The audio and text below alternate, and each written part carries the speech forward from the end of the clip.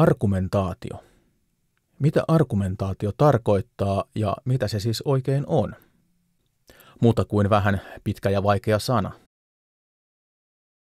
Argumentaatio tai argumentointi yhdistetään yleensä jonkin asian perustelemiseen ja englannin kielessä argument tarkoittaa taas väitettä tai väitteiden esittämistä eli väittelyä.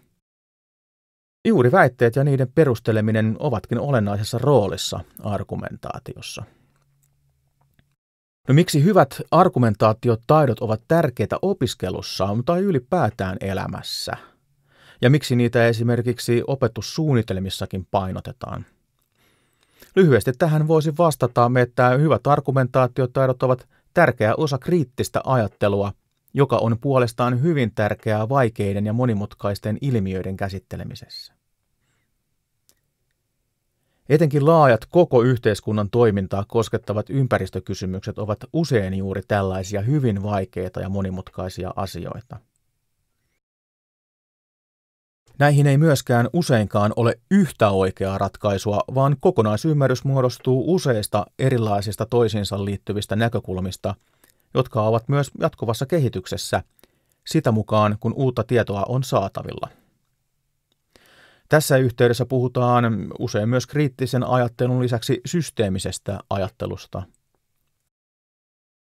Lisäksi hyvät argumentaatiotaidot edistävät toisia huomioivan tasa-arvoisen, vilpittömän ja tosiasioihin perustuvan keskustelun toteutumista, joka on erityisen tärkeää, kun etsimme yhteisiä ratkaisuja koko yhteiskuntaa koskettaviin kysymyksiin.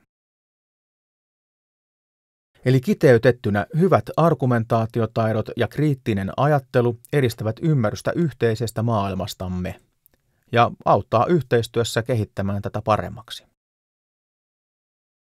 Juuri nuoret ovat tulevaisuutemme tärkeimpiä toimijoita ja päätöksentekijöitä, joten opiskelijoihin kohdistuva kriittisen ajattelun ja argumentaatiotaitojen kehitystyö on tulevaisuuden yhteiskunnamme kannalta avainasemassa.